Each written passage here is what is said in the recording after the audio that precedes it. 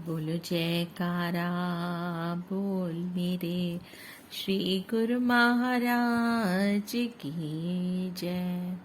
श्री अमर ज्योति दर्शन ग्रंथ श्री आनंदपुर।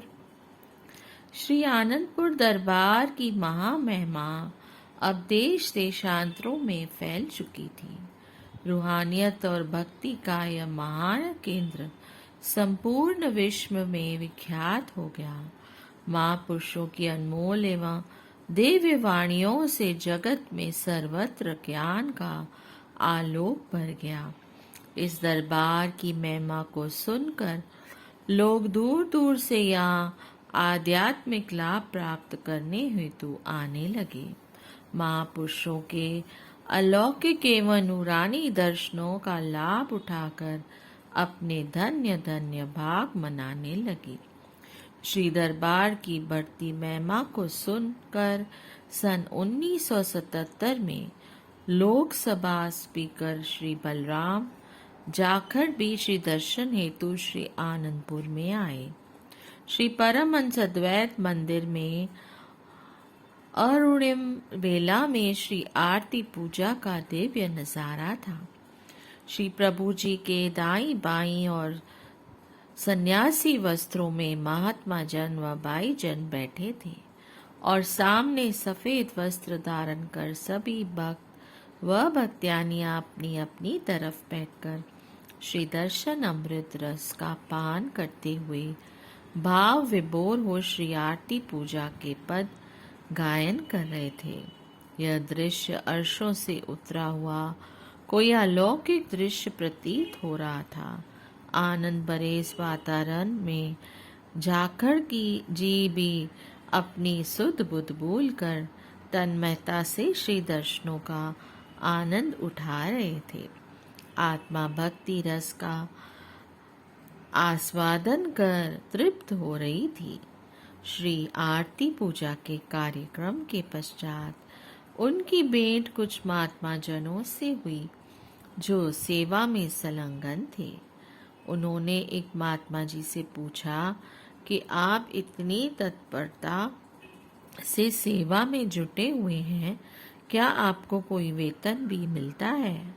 उनमें से एक महात्मा जी ने कहा, इस दरबार में निष्काम कर्म योग का पाठ पढ़ाया जाता है। हम सब यहाँ निष्काम सेवा करते हैं। हमें जो वेतन मिलता है वह दुनिया में किसी को भी नहीं मिलता होगा।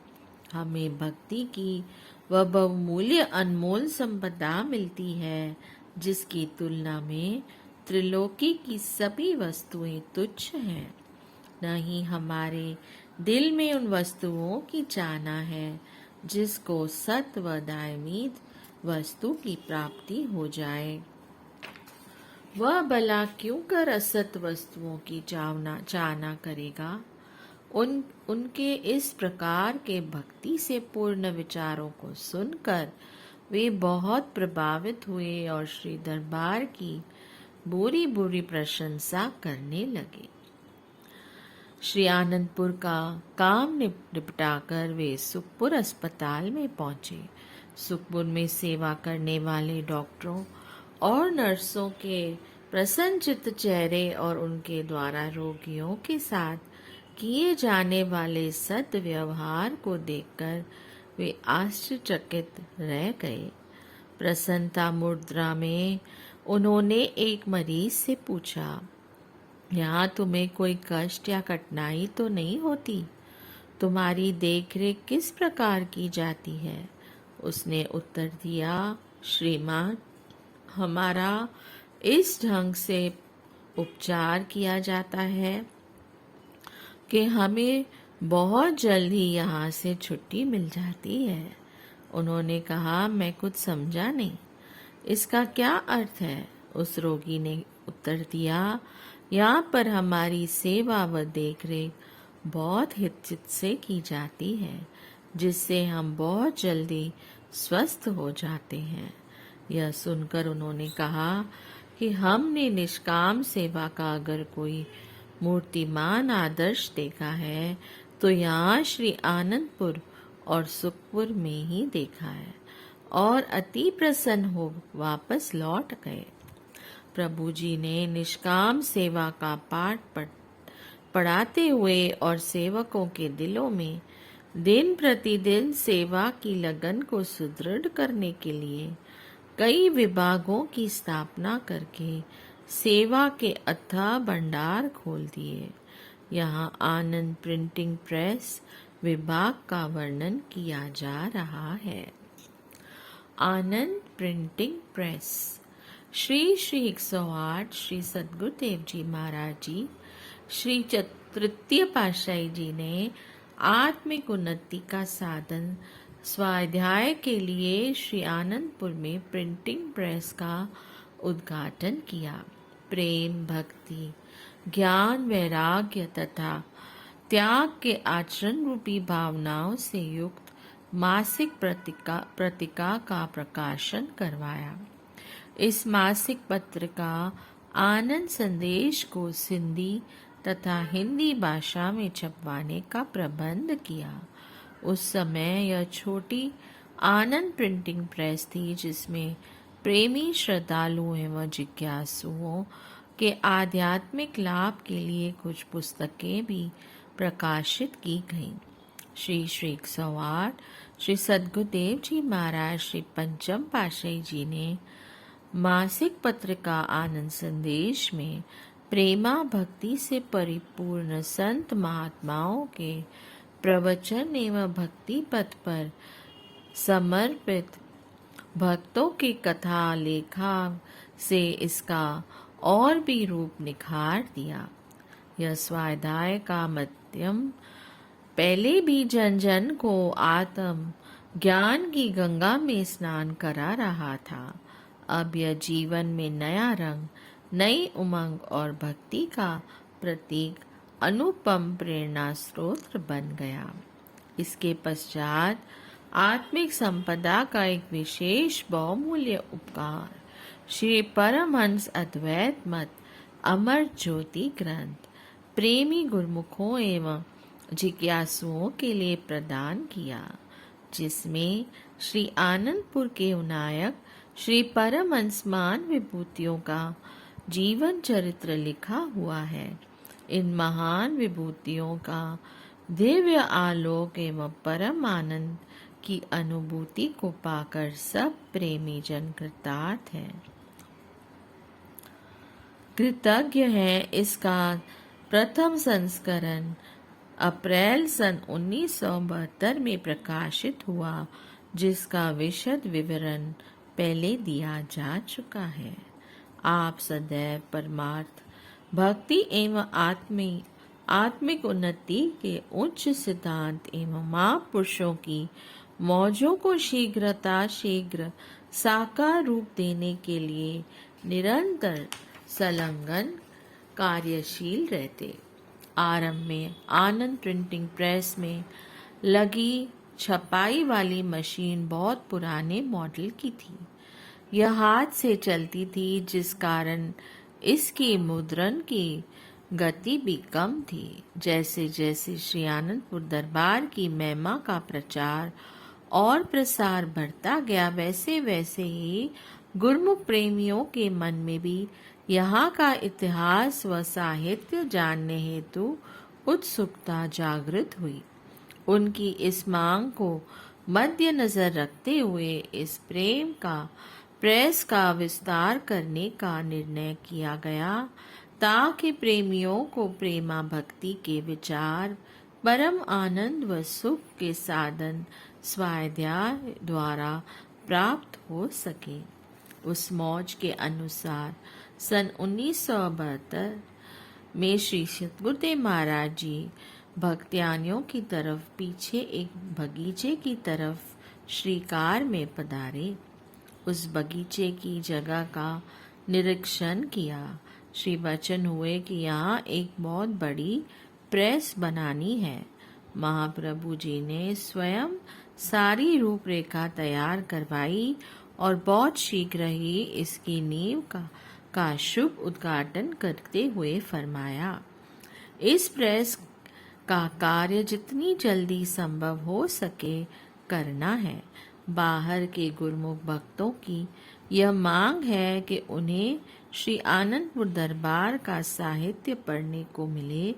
दूर देश विदेशों में रहने वाले प्रेमी जन को किसी न किसी कारणवश श्री दर्शनों हेतु नहीं आ सकते, वे भी समय समय पर होने वाले महापुरुषों के पावन प्रवचनों को श्रवण एवं पठन कर लाभान्वित हो सके। प्रेम भक्ति से भरपूर संत महात्माओं और भक्तों के जीवन चरित्र से परिचित हो सके। यहाँ बड़ी प्रेस बन जाने से पुस्तकों का प्रकाशन शीघ्रता व सुचारू ढंग से हो पाएगा। हमारी भी यही मौज है कि शीघ्र सब गुरुमुखों को यह लाभ मिले। श्री मौज अनुसार इस प्रेस का निर्माण कार्य काफी तीव्र गति से चला और यह बिल्डिंग बनकर तैयार हो गई। अप्रैल सन 1973 में महाप्रभु जी ने निज कर कमलों से इसका मुहूर्त किया। श्री वचन हुए। महापुरुषों की प्रत्येक रचना केवल इसलिए होती है कि जो जीव संस्कारी होते हैं परंतु मोह माया में फंसकर माया के धोखे में उलझ जाते हैं, उन्हें माया के बंधनों से आजाद कराने के लिए ही यह सब कार्यवाही होती है।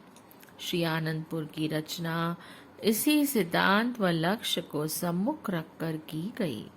कुदरत का विधान है कि जीव की जो मांग होती है वह उसे पूरी करती है। इसी तरह दुखी जीवों की पुकार को सुनकर महापुरुषों ने यह रचना रची और समय समय पर इसे विशाल रूप प्रदान करते रहे। गुरुमुखों के लिए सेवा, भक्ति व प्रेम के भंडार खोलते हैं। गुरुमुख प्रेमियों की संख्या इतनी बढ़ती जा रही है कि जो गुरुमुख दूर विदेशों में रहते हैं वे जल्दी श्री दर्शनों के लिए नहीं आ सकते, परंतु उनके दिल में यह चाहना होती है कि यदि हम दर्शन नहीं कर सकते तो कम से कम महापुरुषों के वचनों को पढ़ सुन तो सकें और उन पर अमल करके जीवन को सफल कर सकें। यह सत्य है कि जो महापुरुषों के वचनों पर चलता है वह भवसागर से पार हो जाता है। इसी उद्देश्य हेतु प्रिंटिंग प्रेस का निर्माण किया गया है। जो गुरुमुख लाचार हैं या किसी अन्य कारणवश यहाँ नहीं पहुँच सकते, वे घर बैठे ही वचनों से लाभान्वित हो सके। इसलिए महापुरुषों ने यह सिलसिला शुरू कर दिया है। वह आगे और बढ़ रहा है और बढ़ता ही रहेगा। जो गुरुमुख दरबार में सेवा करते हैं वे इस सेवा में भाग लेकर रूहानियत का लाभ प्राप्त करके साथ जाने वाली कमाई करके जीवन को सफल कर सकते हैं।